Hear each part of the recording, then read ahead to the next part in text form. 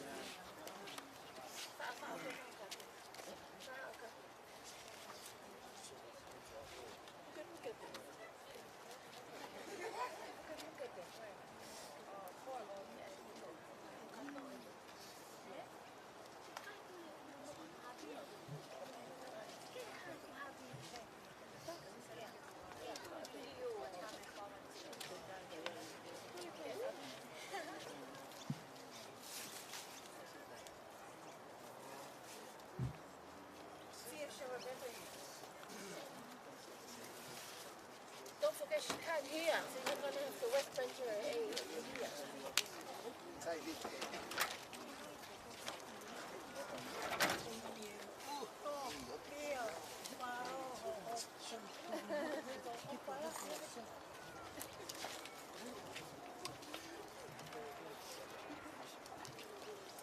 Say coi. Say. Lại. Poi a Giulia. She remembers all your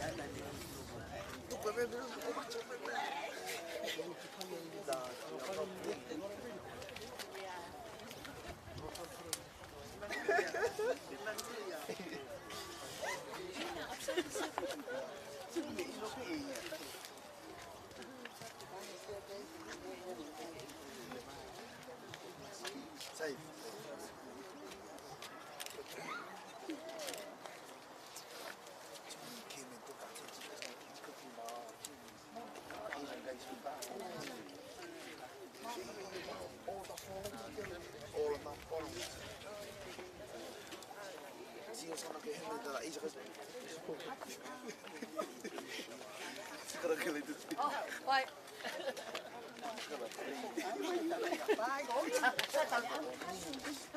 Ready?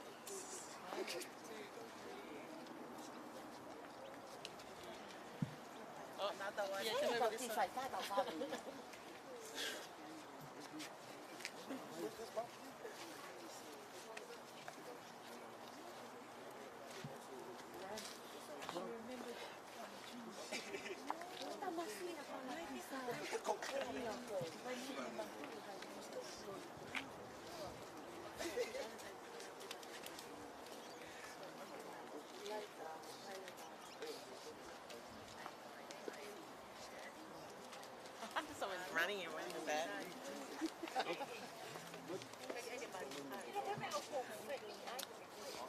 Ama mali bego soka fula gua hamle.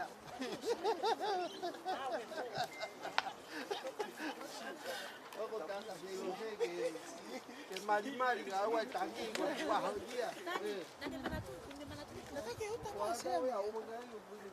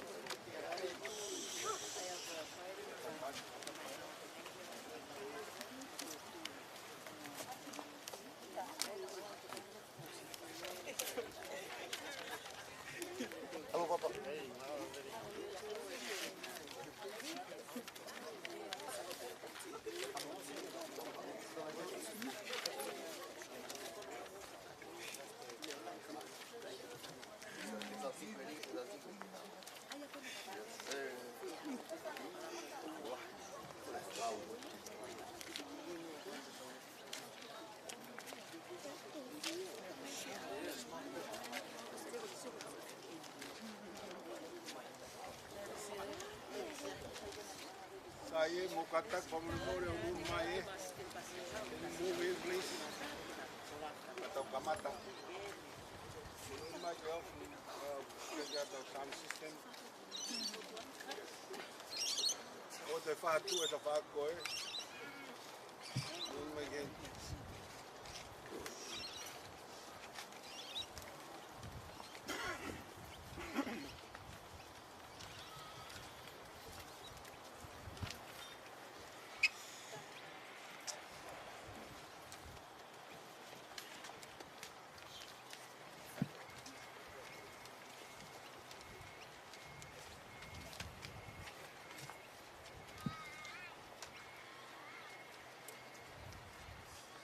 Tagi tua maaf.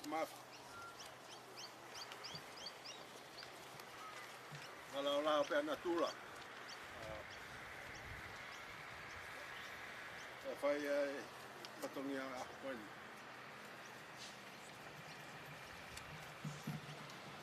Ave fakatap maulu kete ya. Foto na fai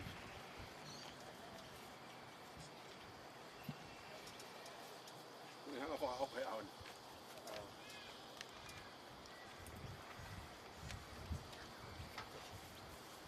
Tập cơ hậu week, nó hàm mà ta phu đây. Có tập cái phá hụ. Kei lo se la tu.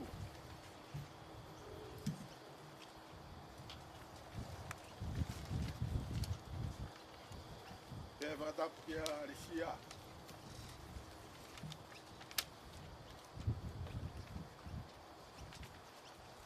Ka mai tu my family.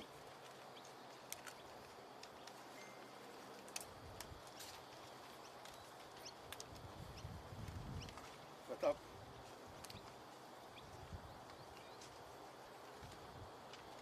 Kau nang au toka.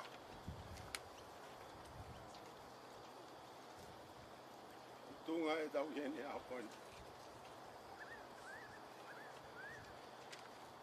He whakatap ki seini. Ka mai. Kau mua atu kona au toka he maa koe. Mui ap koe. O te whaba palahi mui. Whakatap ki tingu mo tō.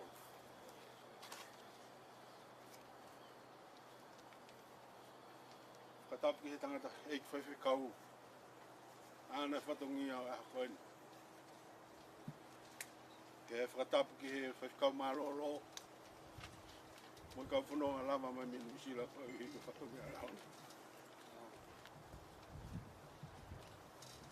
Whakatap ki a mau kine heni. Tau tolu. Whakakato e pe whatongi a family.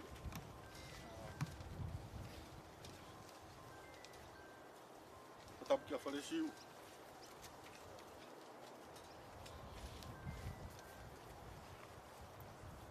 Koe hoa o whaanga o tia. Kau maa suani mama. Koe makapuna.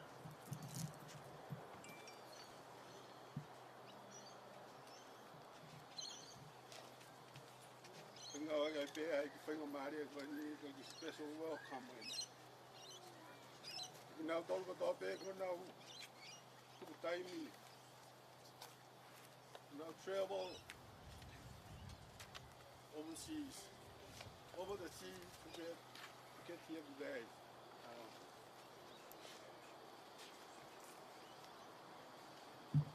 Koe koloa, ka koloa e hakoe ni te timago. Koe ngō mehitanga e ni kia mautolu. O kei toe. Ka koe whae ia ke ana man. Ma pētang. Si aos. Kunaua peu kei toe. Kau mea nge te koe lawa mai koe ni lawa mai sari o te.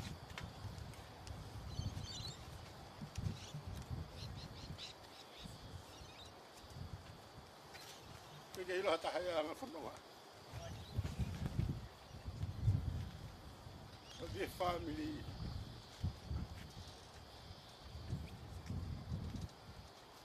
Koe koloa, koloa. Ai wa tai ofla. Ma kau maroro. Whanau. Makapuna. Koe ngō whae koe ni, koe ngō mehitanga koe ni. Koe nā tamari tia. Ka tau i pēse lo se ari tia. Tau ni keire. Te hoka ke whanonga ari tia hau ki New Zealand. Te hoka ari tia. Te taha e whanau. Ari sia mumui. Nei hoko e wholau ari tia ku. Anga he COVID-19 no whakatangata ku lau.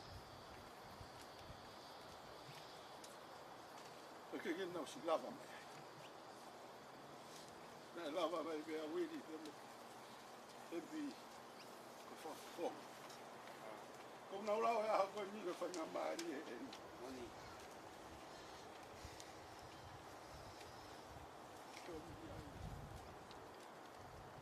Whai whakalau noa pia moi. Papa whaas. lau. Pagi hatahe ana tauno.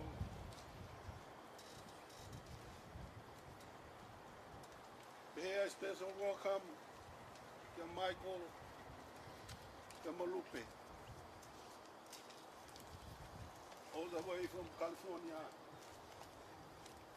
USA. Panama me Talanoa in the big way in the fire.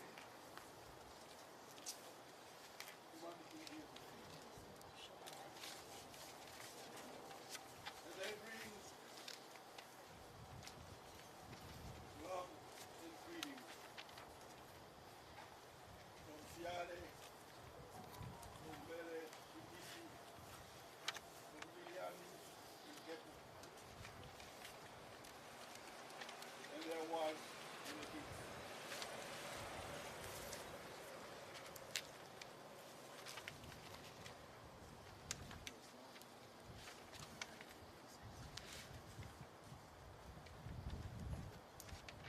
We welcome Karachi. Ia. Man lama I ka loma na ia. Lama mai mi tong. O fonga mai a pet. Ka mana moi. Sene umea hola. A meresia a siaos. A whakatamai o kei toi tonga. My family on the door.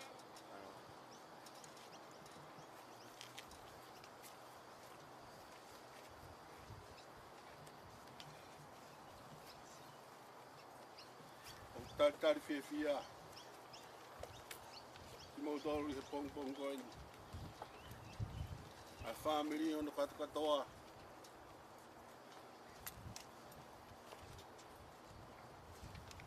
Mo tuk taimi.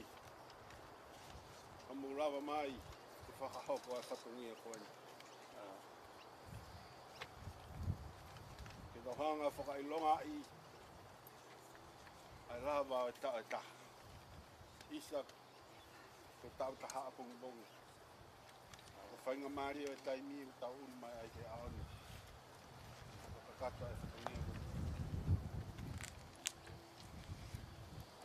Ke tohanga whakailonga. Mo ki whakalaura noa. Ai maka. Whakailonga I o wha. Wha papa. Whailonga I a tai whima wai. More walk ke family. O tawanga beke tau mau hapolo kalama. Pono e meni no mo feo fani. Sa I fia fok.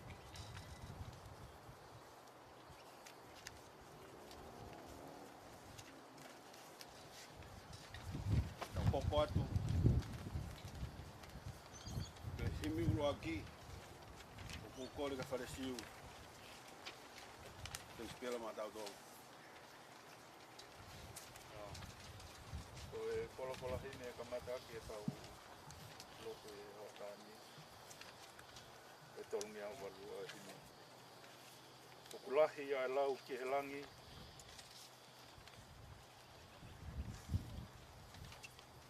Ki he mea rere o kuia. Ko e tala pe ka fungani. Ko e noa ka sio ki ai.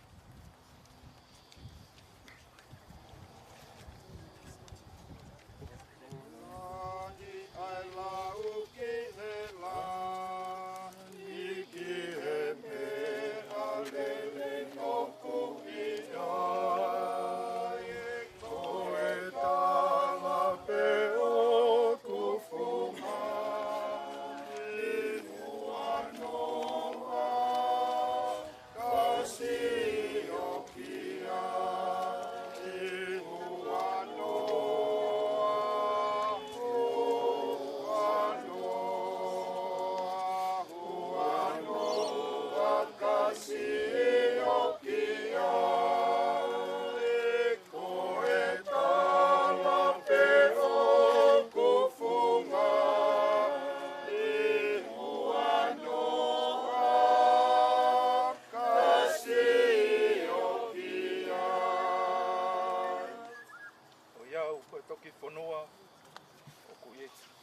ai hapupuha. Monia. E tala pe o kufungani ke omi ke sio ki ai. O ia uko e to ke fonua o ko e kai e ai hapopo.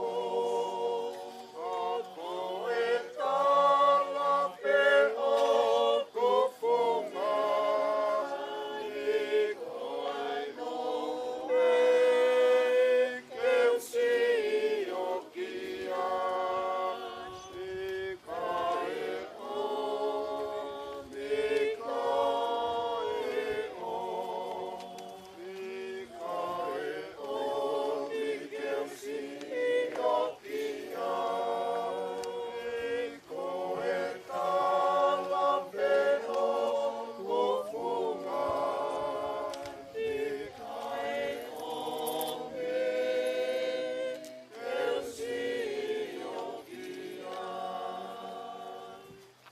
Hiwa ko te nau whai i ne hina ai kofu e ai. Io. Ko tala pe o kufungani kai omi ke sio ki ai. Hiwa ko o te nau whai i ne hina ai kofu e ai. Ko e tala pe o kufunga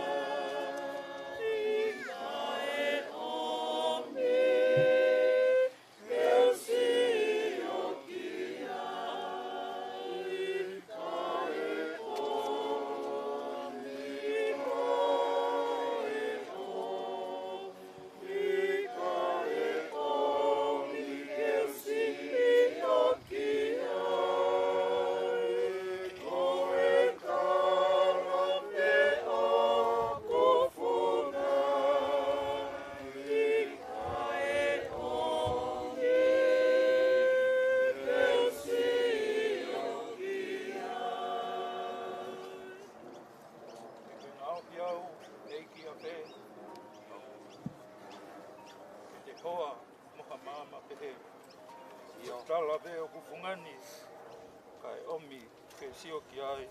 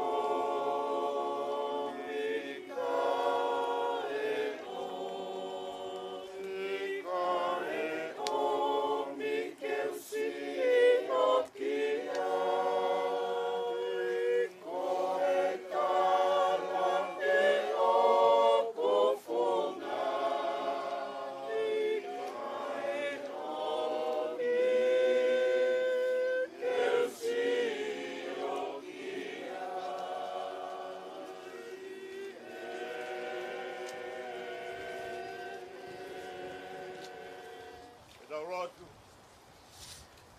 Ka mai hanoi ka ia. Ahanga ne whakaofo. He kukiro ai ngotu a punea. Ke tala e poto. Ai langi langi. Ka moe mafi aho a fio.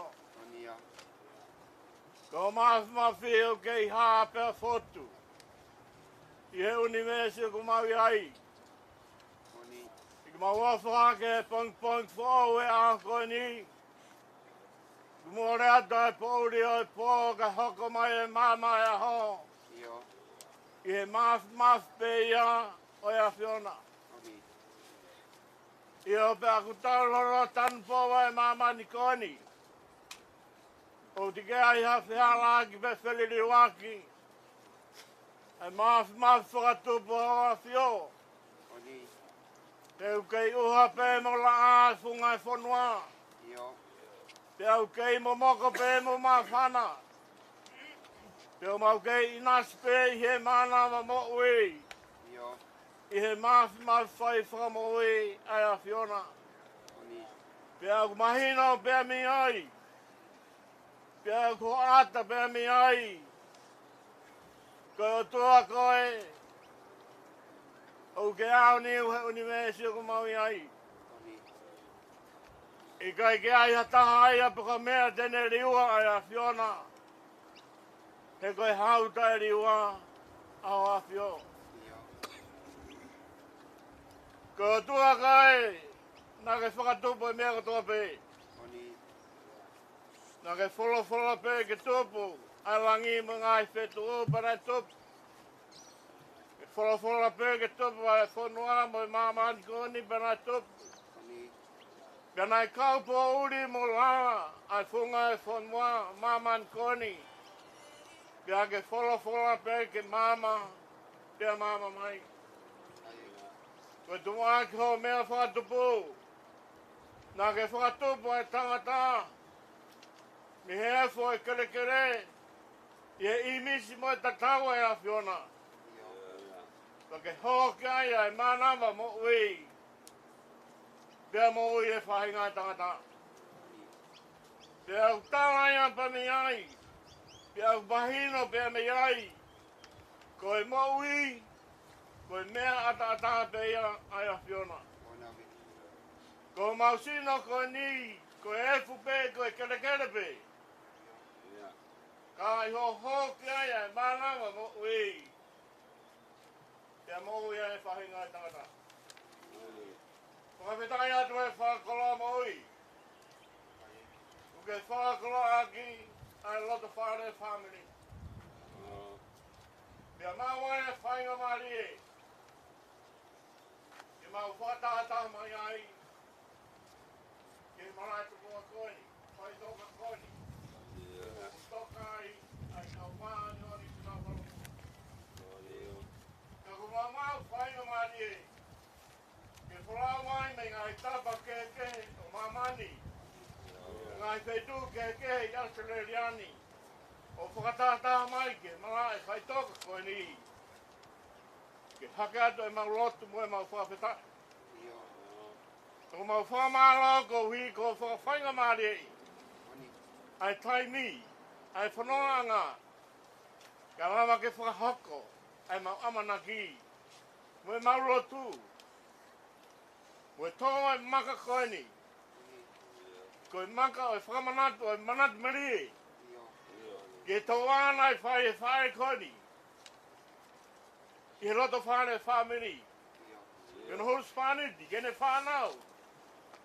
Ka mai whamiri ka tope. Ke uru motua. Ke whahu. Ka te ki mau toru. Koe mga tunga ia e honi.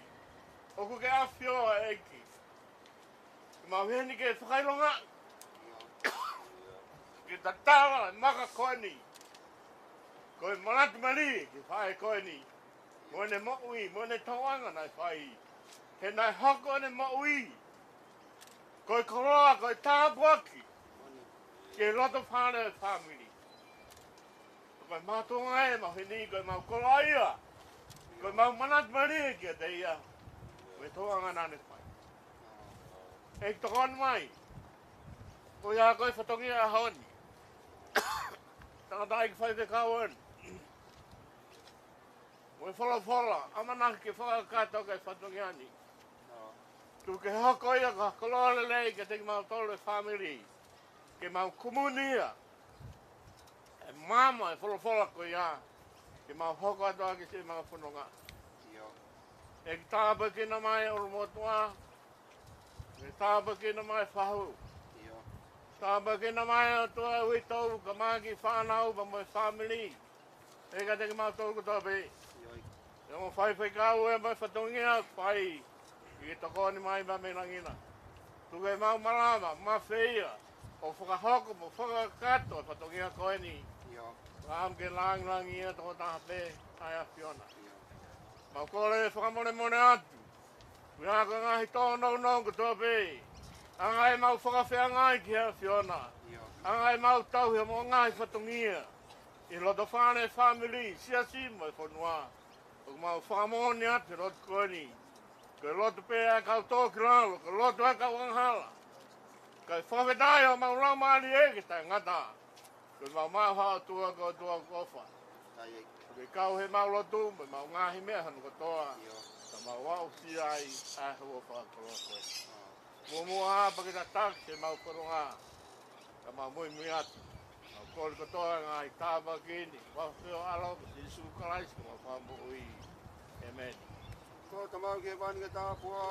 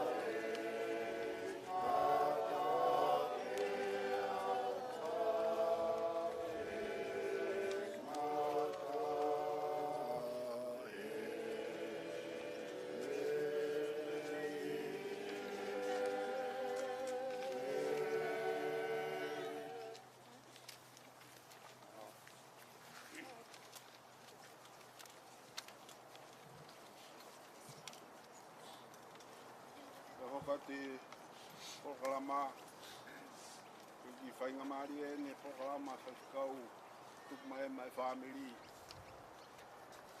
tau te whito kia ki nau tolu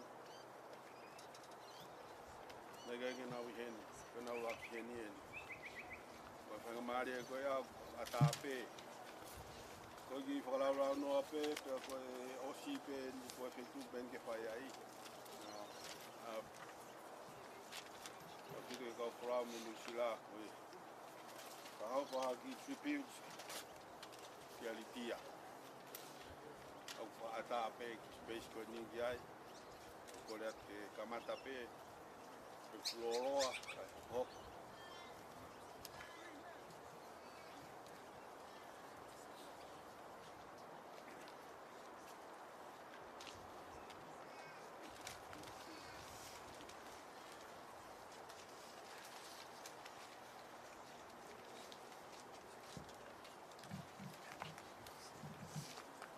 Tapu ke hawhia o tua. Ai au hawhia o tawa tōtong. Tapu at ka hawek. Ka maa hamata pule. Tapu ki he whahu. Tapu at poki ki he family ka toa pe. Tapu ki he whaiwhekau mohalot. Talangata te kita o whaikitua. Pata mawai ki he pekia neo koe tune toka. Ina whare kere kere. Pata mawai ke litia. Waia ha whoka. Aia ko mga tūnga ai e tau i heni. Pia te he ki he Mara koe ni whai toka koe ni toka ai. E kau maa ni oni ki nau kola mua i e whanonga ngā. Ka tarangata hei e te kita o whai ki tua. Ka tā ke whai atu peha ki manati me ri. Ka uke tango tu peha ko whahoko mai. MC pe ko ta taki tau tore aho ni. pe mau ke whai ki mea koe ni. O ki mau roroa ko whakasio horo ki kau polau. Pe koe hataha. Ka katuku pe mua ke whai atu koe ki manati meli e koe ni. Ko hia koe au koe whine koe ni. Litia. Ko hingoa litia. Ko hingoa iloa ia toi tapu. Ka pante mo lau wholata da de white ke whaka motua whanonga mai ai. Ko whine koe ni, ko whine na ene nima mea. Ko whine na mau ene mea. Ka ko whine na ane ofa. Pena ane wha ofeina o pito ai kau takilo tu. Ai ka kai ma whanonga haro ko hui ko otua. Pena e whahanga e te whine koe ko litia o tōni. Pena e unga ki ai. Au palofita. Au takilotu e kuonga ko ia. E ko tau hingoa ai ni. Ko tau hingoa peke he litia ko ia. Ka i he time ta tau pe. Ko hingoa litia ko ni whamore peke ulu motua ka mai whamiri. Ka whaiat peke manat meri e ko ni mo elo ki he whae ko ni. Ko litia. Ko hingoa ia. Me i loto ta takamotonga. Ko hingoa litia me i loto ta takamotonga. Me ta whaki ko asiosi. Asiosi mo saia. Me na whanau na toko hiwa. Pea koe lahia nā moe. Ka toki hoko i whai. Aia koe tangata sione. Na nau toko tolpe. Sione mea hola mo ta hape. Pea ko sione eni. Na whora lahia te vita. Ka whikau aine a litia. Anu tau iai. Pea koe tau hingoa litia. Ki e whine ko litia. I ta takamotonga ia. Aia ko hau mi ai. Ai whamiri koe ta takamotonga whamiri koe ni. No kaka koe ki ta takamotonga. I whae koe asiosi. Pia taha mai whanonga koe a litia. Hange beko whakamatala koe a te vita. Kei tokanga kina e sei. Ka hao mai ki taimina si malolo koe a saia mai a. Ka mai kona sione mo sei mo lisia mea. Ka whola atu ki tonga. O taranoa me o mātua. Sione ka maa whoka Olivia. Ke tuku mai moa litia ke mauhao. Ki Nusila. Ka mau whola malewa o litia Nusila. Ta pate ua pe koe tolu miheni. Na whae mau kai mea kai me tau aika mo le veni api i Nusila. Ka koutu pea i he ki tekpe. O sio ki he whare. Ka utarange ki a tau aika pea mo leveni. Ko e loki ko e.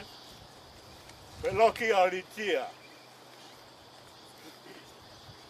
Tana nof pea litia ai mo ko ngoa fe fide. Ane. Pea mo ana. Pea na mau. Ki hai toko lahi. E taimi ko ia na hawa koe whiriwi sāpa me Nusila. Pa mole ati peka pau e loloa a tala noa.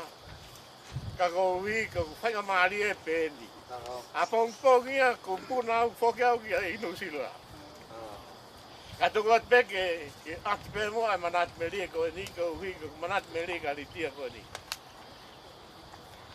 Kana manofo pe ai hau koe whiriwi sā, maki i whanenda e lok tolu pē.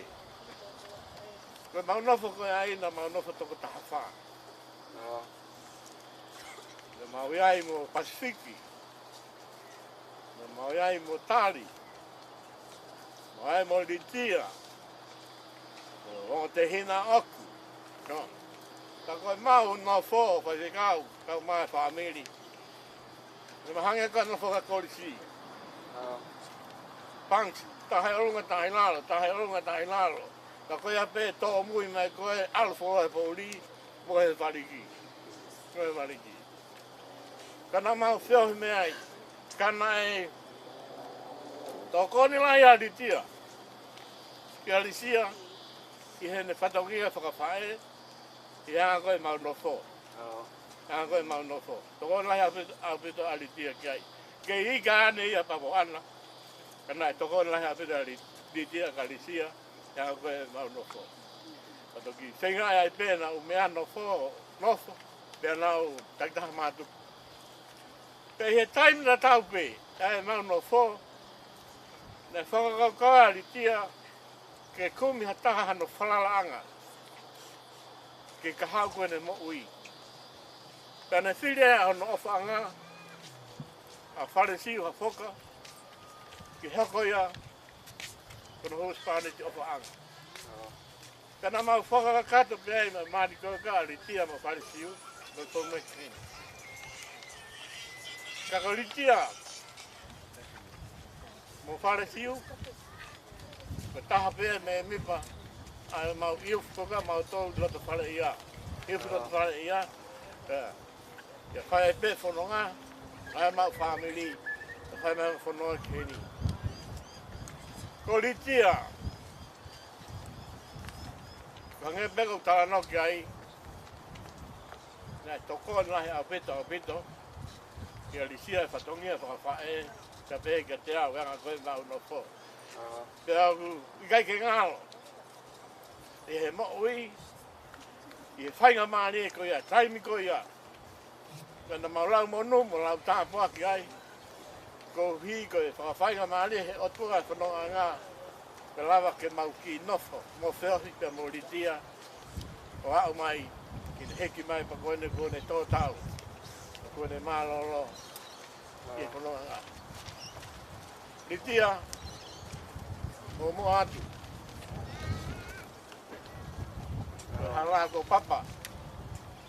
Atu ko whai atu ai whanonga. Amsia koe ku ke ikunai.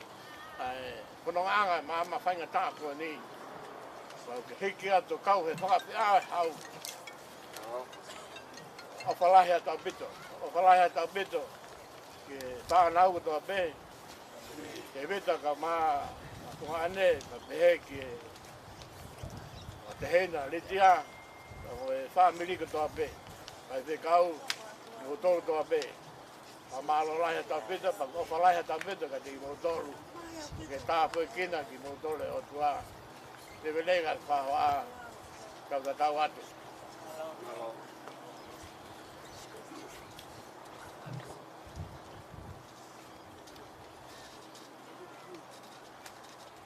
Ia.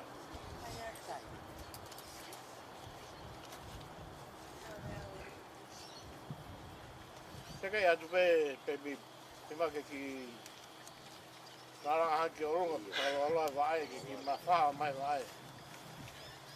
Ia. Mai peke mea koe whia maare ki ai.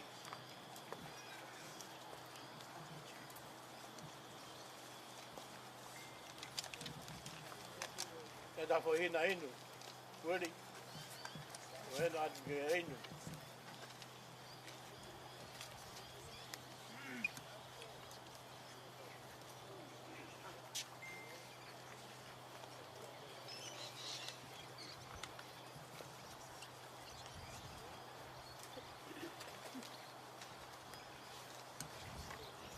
Ai peke te maani e pēme.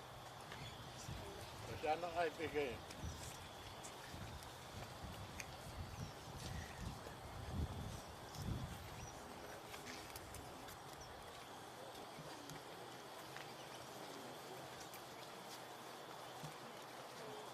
Sai kone maa pēa te maani e. Pea hoko atu e mea tau ki porokarama e. Tamu ai pēe. Ai pēe kutora ka hoko atu porokarama. Okay. Maroko kau. Ke a tāpe. Kuri. Kapau wāga li jepa mai ki.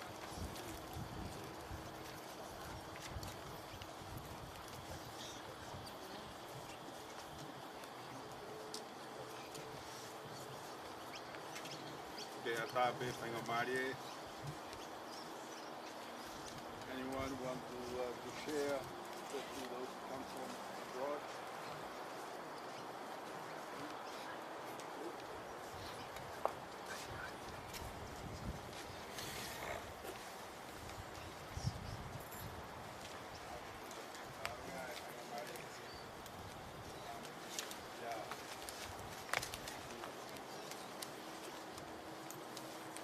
Wow.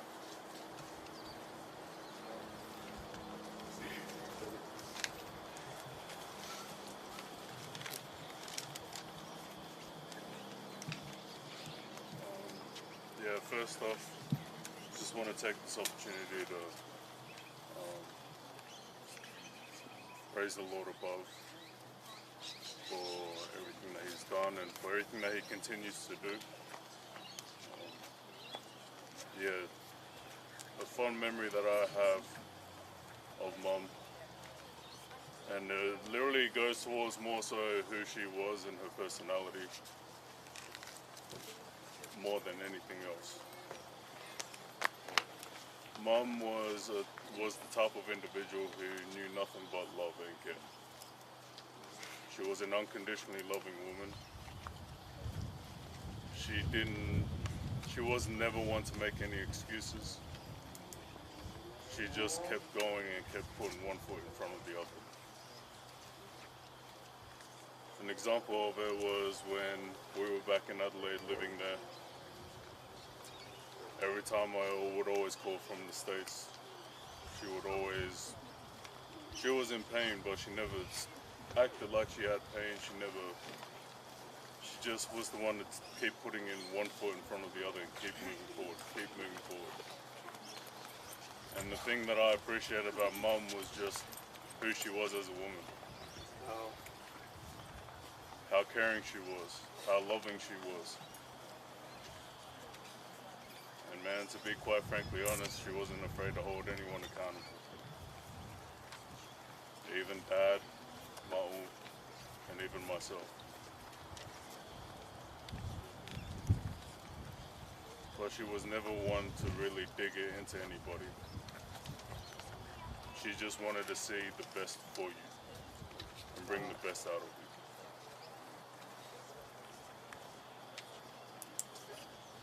And those are the fond memories that I have of Mum.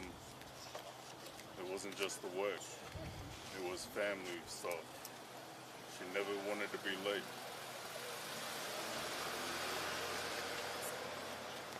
But she was always unconditionally loving and always caring regardless. Mum, toka e nonga mo te mai. Whalai atu ke o whawhunga. Malo. Malo.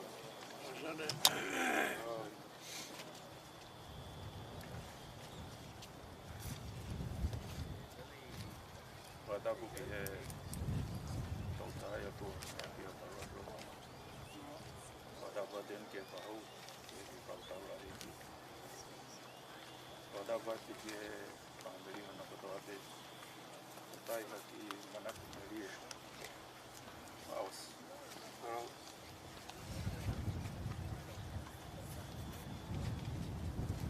Opa. Wako atatai ya.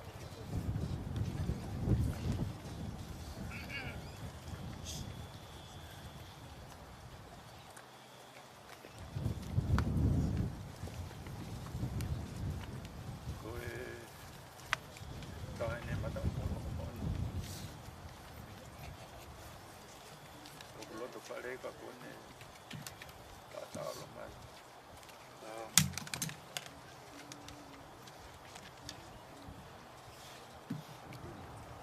Koe tawataha koko matai mai. Kine oka.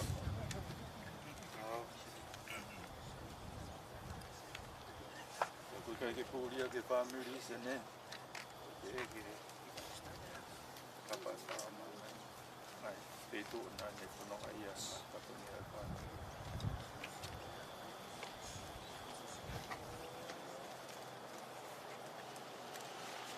Koe kana na kwani na tenga te. Kaka kasa na mo katanya kan betul. Kepala.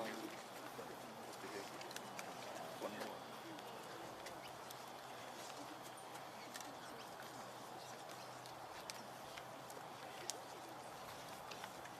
Maori veko.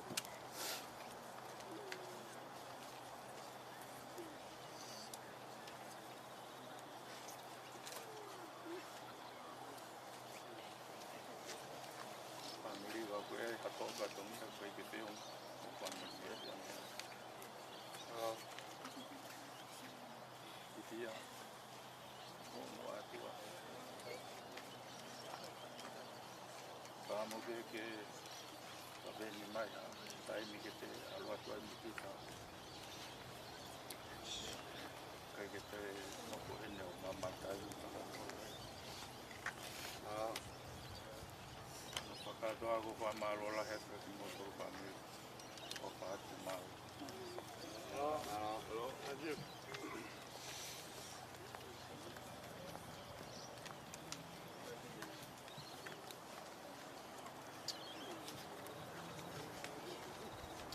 The hokot ke reading the Tony la wiayane fine no maro no sia de protección de ojo la wiacione Una creazione che sta facendo chi ha una cosa togliere l'esame quando lui ko tau hi asi hoba e kai o kune sakata ko tau hanga hi ka ala ko o kon taki au le gai vai sakatu ko hoku lau mali e o kune fata foki o kune taki au le gai ala o ma o ni ko hono uhiga e ko hono hua fate I o neo e te alupe Ia te lea o kumalu aki a hea mate. I kai te umana wahe ki hako. He kokoi o kumawheo. Ko si o toko toko mo akau. O kuna whakawhie maari e iha. O ku te ubai hoku ao he te pile. Ka ko hoku ngahi whili o ku si o mei he. Ko ke pani ulu hoku ulu. O ku whonu mahuahua a e kuipu. Tā e tau pili mai ai le lei mo e alo opa. I hoku ngahi aho kotoa. Ta ko ku nofo I he whale o siho mai. E whai me o lau I kou. Nene. Today's second Bible reading comes from John chapter 10, verse 11 to 15. I am the good shepherd. The good shepherd gives his life for the sheep. But a hireling, he who is not the shepherd, who does not own the sheep, sees the wolf coming and leaves the sheep and flees. And the wolf catches the sheep and scatters them. The hireling flees because he is a hireling and does not care about the sheep. I am the good shepherd, and I know my sheep, and am known by my own. As the Father knows me, even so I know the Father, and I lay down my life for the sheep.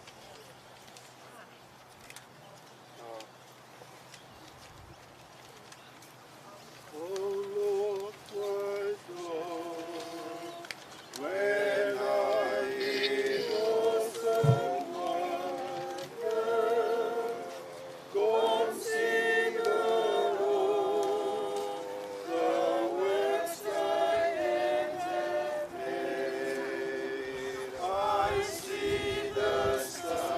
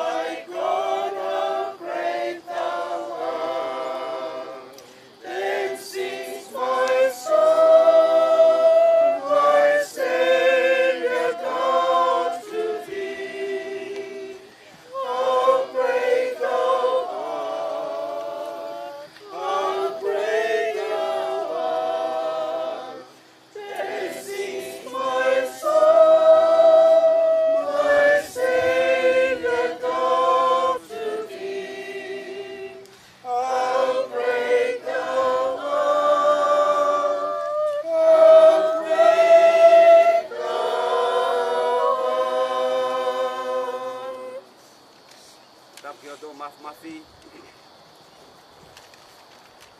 Dapat dia hoi. Kama mata pure. Dapat ke 5 kau. Malolo. Lama mai me nusila. Kau fulonga kau mai family. E foge 5 kau pli, 5 kau o sotia. O mahalot kau fatahen hia honi. Dapat ke fahu. Selo selatu. Kau ma silia. O si kakao fai mai. Ke family. Tap foki ki he witou. Palesiu foka ka masione mai fanau mai fanga mo puna. Tapat ka tik motor ko to abe. Lava mai ha honi ke tap kau fata. Ihe whakailonga i o aho mau inga koeni. Tap foki ke he. Kaunanga ki aritia whoka ulotonga mohe. Whataha moe kakai. Kagoto i he apini. O nau momu atu. Tap ke gere ni kau ma. Si kakai tu fonuan. Nau tolo e gere koin. Mua keu fayat behaki. Pou no. Ui koe mahu inga e aho.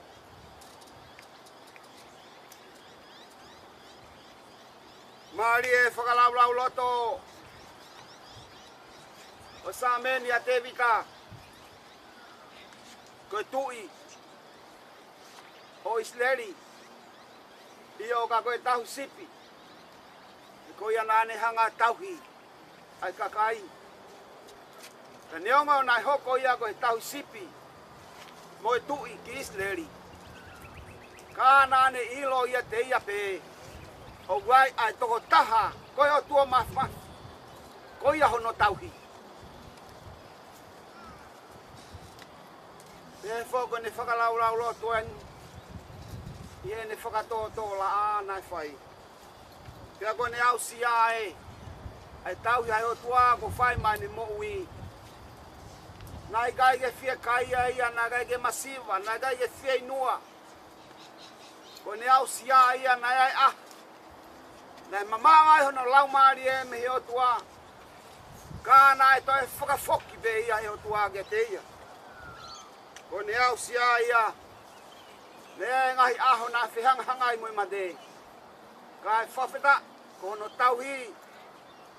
Na ia teia be. Ke whakawhai hono whakahau whi. I o koe tauhi ko ia na e whai hono panilolo ia. O angi ke teia. Ai ngā ue. Ke ne whai. A honi ku whaambe ke tau whalau loto. I o konga o ne moui. Ai pehe ki hanga ne whanonga. O au mai ke ahoni.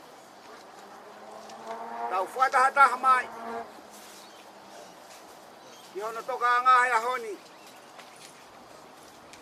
Tako ele a ia. E unofo ai be e whare o sihova. E whai ai be o lau i kuanga. E unofo e whare o sihova. E whai be o lau i kuanga. And I will dwell in the house of the Lord forever. Forever. Tafkau na e. Pai ui maoni oni. Ai o tua ki aritia.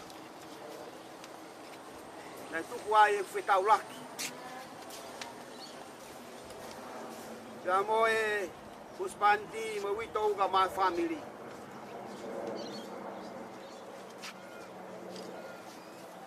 Lava mai. Whai ono mea whaiki I e siasi. Ia koe whakaukau I oku tū I oku loto o moku lau maari e. Ai ngāwe, ai whae koen. Koene omia ki family ke whakapapaui o wia e whare ke ngā unga ki ai. Ia whawhitai ai kulau maari e. Koe honi, o kune whakamanatu mai. Koe tau nofo koe I he whare koe ia. Nofo ai he koe whare eu kai ngata. Tau hiki holo he ngahi whare, me ngahi whare, me ngahi whare. Tau auhawe ia. Nane omi ki tau dolu family. Whare o siho wā. Ngega te au ne whekau ia ke nofo ai o tai ngata.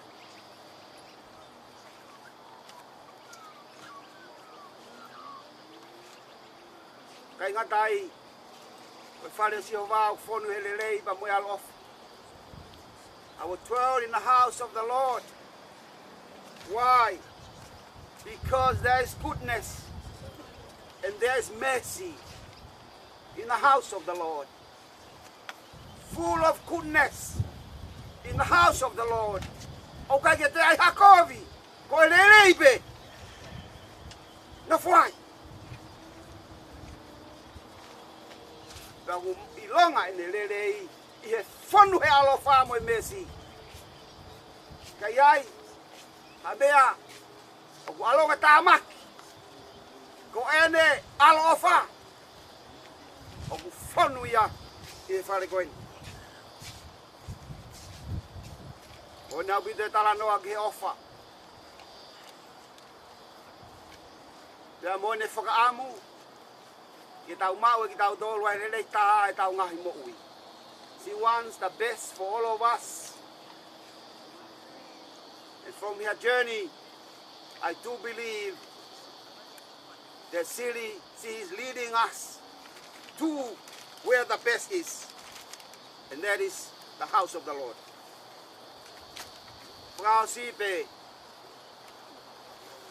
Talking about house of the Lord in the Hebrew context means many things. It means to the temple.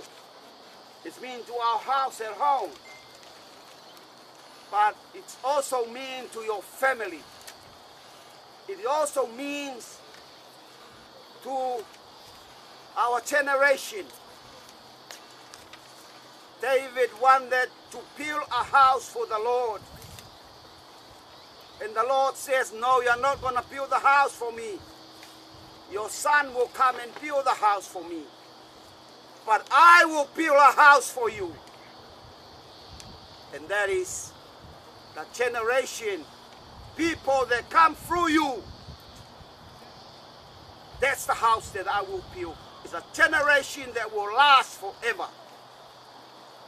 Nge be koe kumo mea I koe tuku whaholo ia nai hau ia te vita wau mai ia Jesus Christ.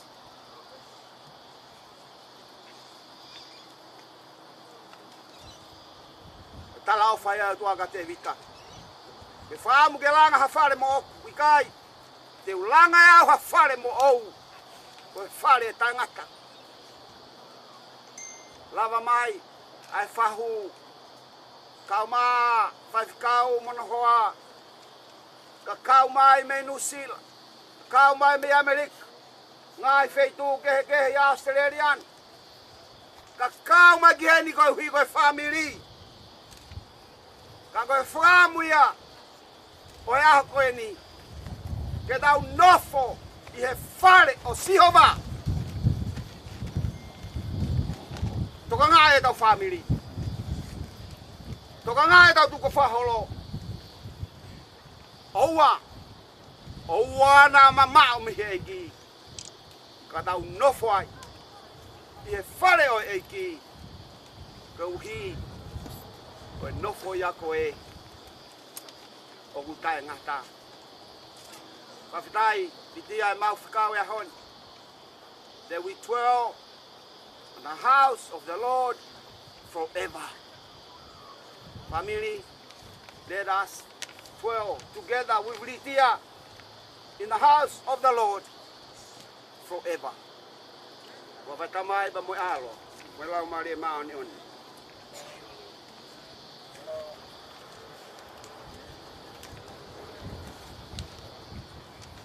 Pengemari ko ni pahuke takalay ay tau maka ya osko ya ifaya tu ay lotu ya tau pa osdema malo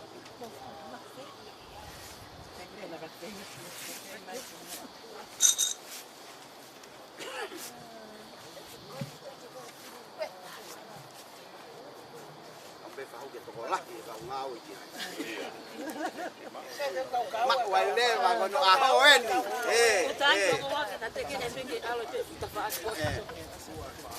doi malo alo fa sila mai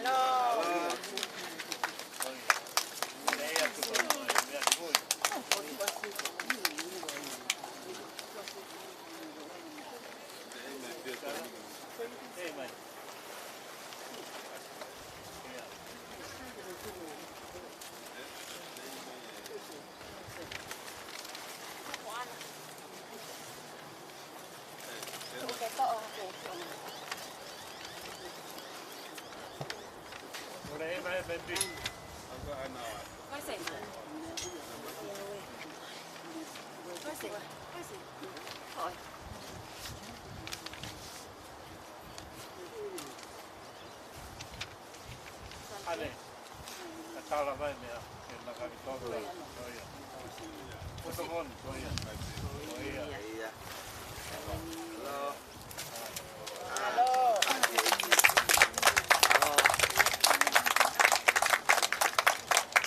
Oi, makaya mono pekau.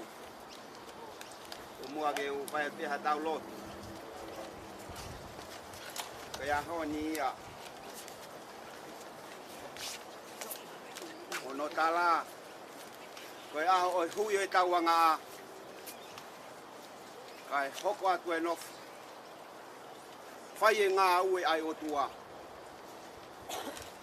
koe aho nia ke tau rotu e o tua maf umauhanga atu kia te koe ke ko koe pe ho mau o tua talu me kamata o ngā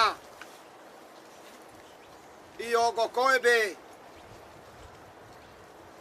nā ke hanga o whakamoi ki mautolu nā ke omi ki mautolu ke māman koe ni ia ko koe pe nā ke toi to'o koe a honi mau whakataha mai ke kele koe ni koe uhi, koe ofa i kaunanga koen si ritia hafoka ka kumau whakawheta iat koe uhi neongo ene mohe ka kone tuku mai ai whekau Ke family. Yang mau whawhitai ai ki he wawhio. Mau whawhitai at. O mi haaho. Whai ahe mau whakatawa taina. Ke hoko te ngā ue. Ke ui. Ki mau tolu ki ai. Whai whikau e ka maa. Ai whahu. I whalau mai ko hui ko o wha. Tua e tāpua ki mai. Tāpua ki mai e huspaniti ka maa whanau. Tāpua ki mai. Whai kau sotia ka maa toi ngai family. Tāpua ki mai o tua. Nau tolu kotoa pe o mau heni. Ya peheke toenga family. O wikai ke mau kau whata heni. Tu mua ke awat ki aia mau lotu. Me whakamu e kau nanga koeni. Ke mau nofu ai pe i hofare. Wau. Ke tae ngata e mau moui. Io he koi aia. Ai api. O ku tae ngata. Whai mai aso mau tataki. Toi ngai aha koeni. Toi ngai e whanonga e family ni. Mau te kaki peke hoa awhini ma.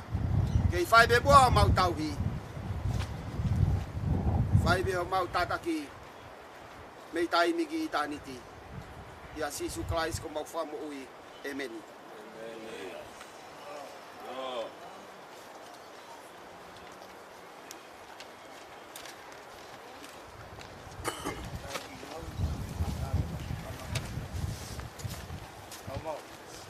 Gilau yang ini maka, katakan gilau yang ini ada Michael maka kena kicil.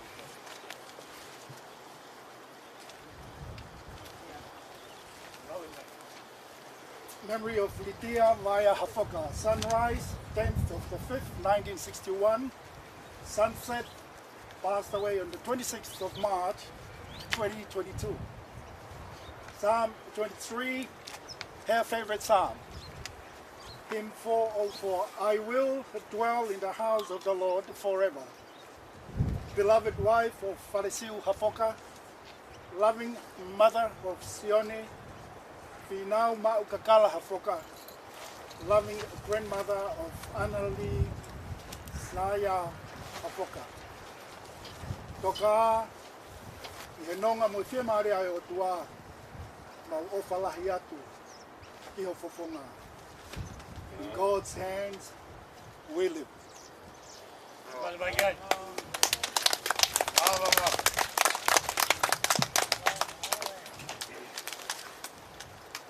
Kore pe mua ke u whanga atu he tala o whaki na e kamata aki. Ai o wau o e tatala e maka o liti ai au koeni. Ka e whakahoko atu. Aki whatongea, pa mui whamaro koeni, whafofonga i atu ai ongo whahu, ongo waskola koeni. Pehe ki he whanau, hono katoa, family. Tangata i whawhikau lava mai me no usila. Whahako ata whamaro. Wikai halea. E whiunga, i he loto whare. E whamaro atu, o mo lava mai, e tau whai, ai whai lau lau ka koe whai hano tatalau e maka koe a koe ni. Tangai whawhikau, malo e maukoloa. Koe whamanatu mai ke whamiri. Ai whare koea, me whai hano teu ki ati tau tolo no kotoa ka koe mau e litia, mua mua atu.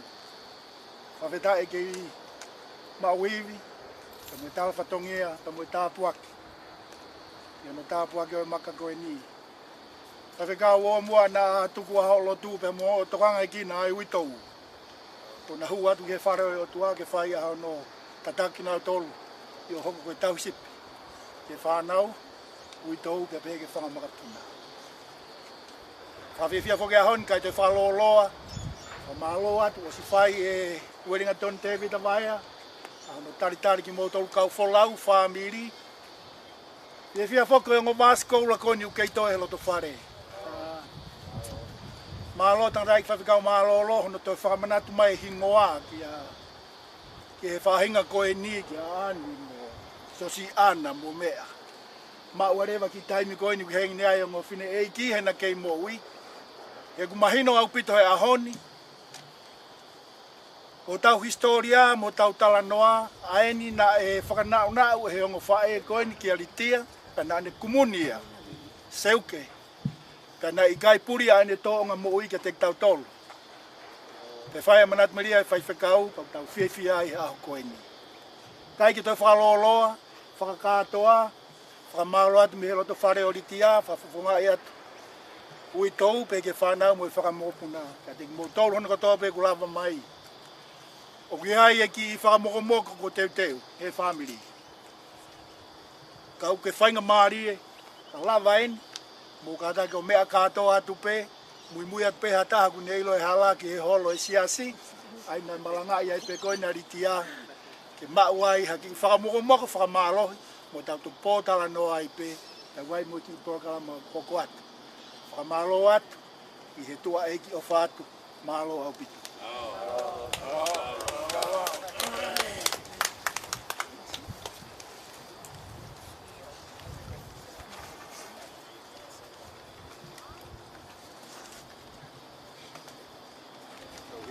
Si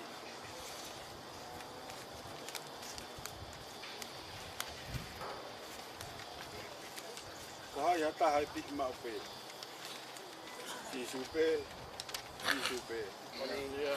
ya kai nga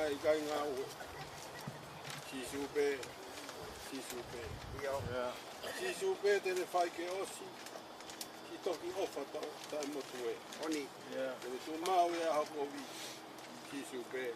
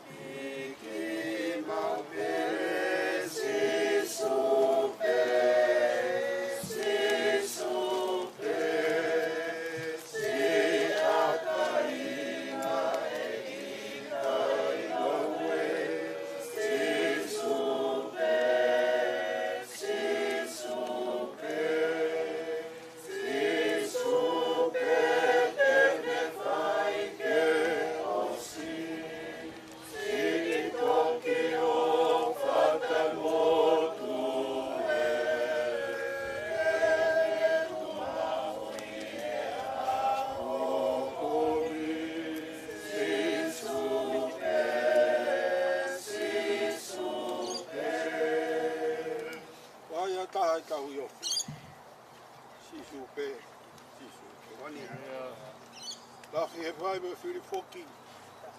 Si supe. Ilo ia e tau whawhe kuki. Se tau mei humu e. Hoi ke vai me vai tui. Si supe.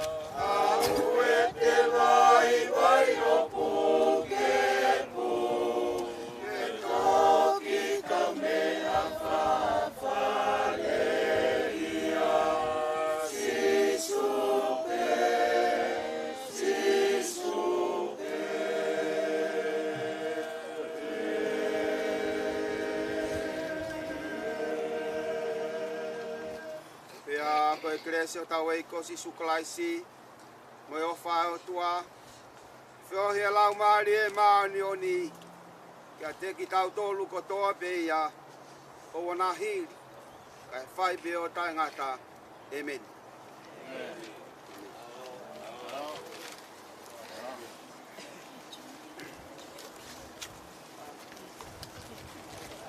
Ana ki le e hangi e pero de le da en la kusio de le que.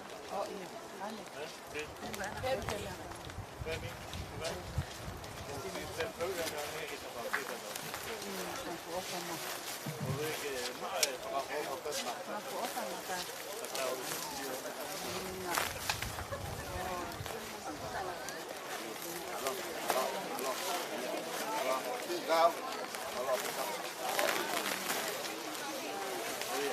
Es lo que está aquí.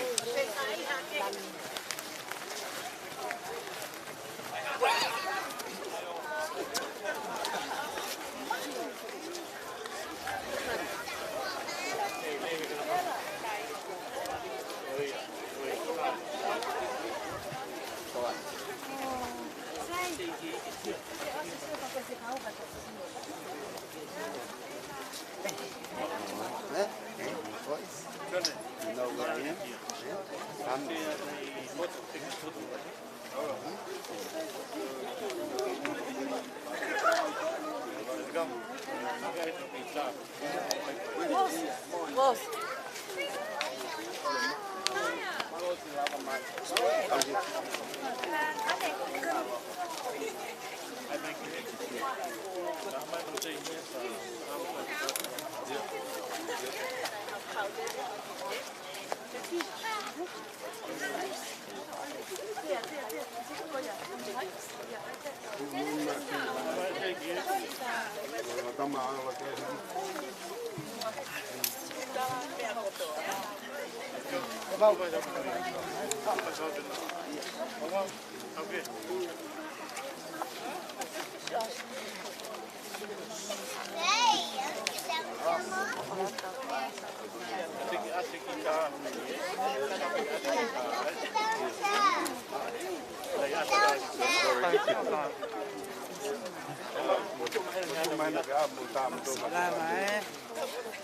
Ana.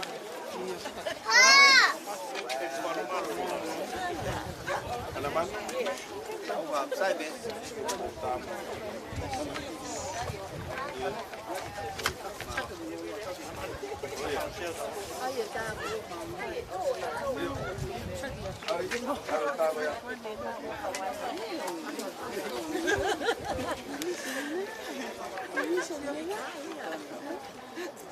Hoje tá, temos tá, foi tá.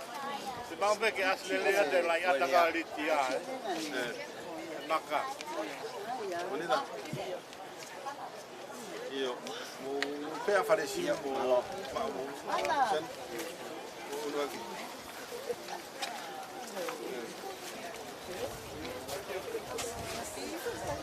Oye, tú me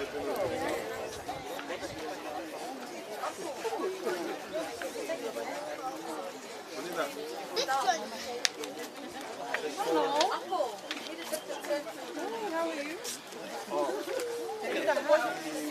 Quan ta hai ta. Cái bên kia luôn mà cái quan. Quan bên. Cái đó luôn mà sai sai.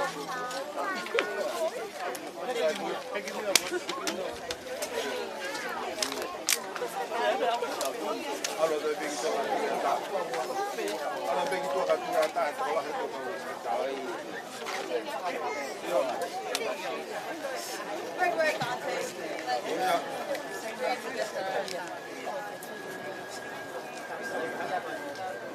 Okay, ready? One, go. Mai tamaiki mo mai.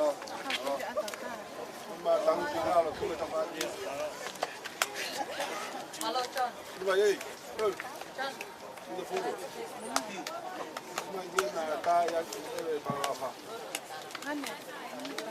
Oi. Come stay na ma ne ki have photos. The ladies, girls, hurry up. Hello, hello. Anna Maria. Anna Maria. Anna.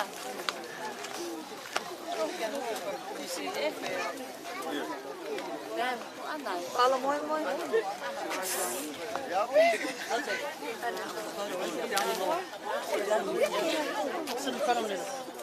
Anna, tama niya. Dylan, come here.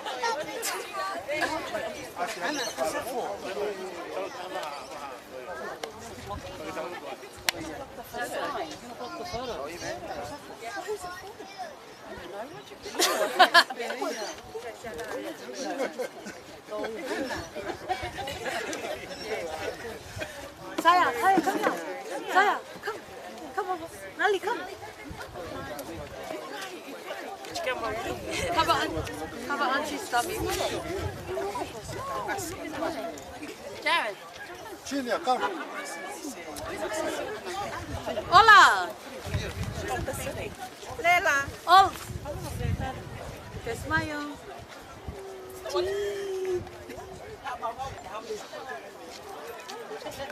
Oh, Joyce, is it recording? The whole thing? Nali, smile.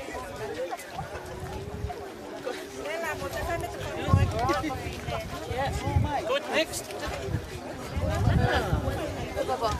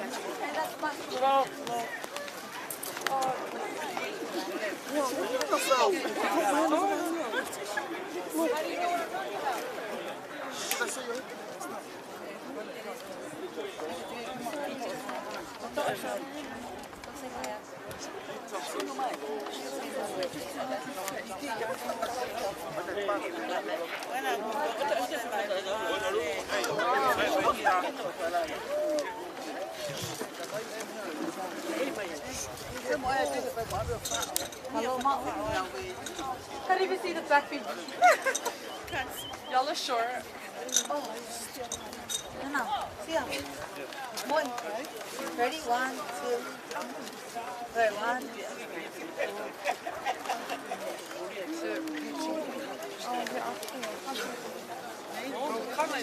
Oh, here. No, Uncle, you're in there. No, it's recording. It's on live and recording. What's my name? But if you say so.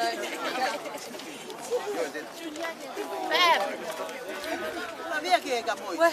Sorry, Bambi.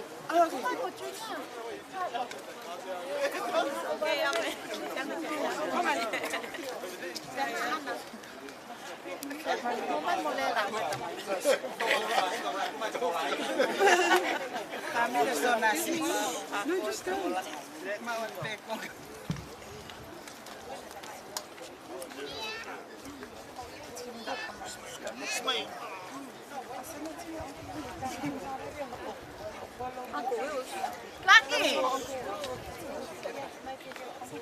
Hurry. all the elderlies together. Where? Come, Lucky. Hurry up. How not the pussy my god.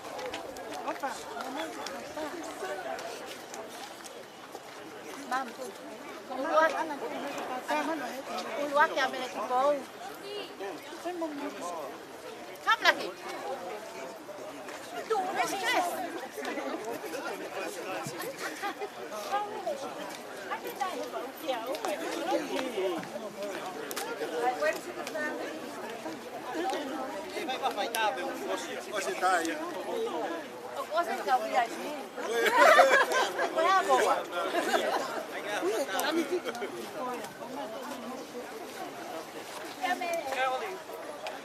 Alright, 1, 2, 3.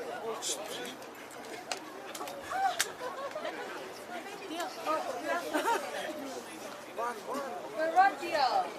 Run, Tia.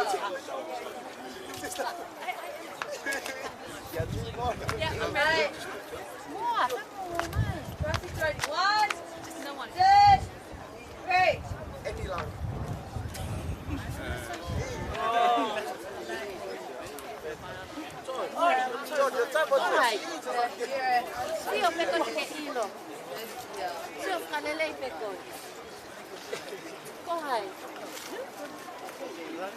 Tama siya na ipo.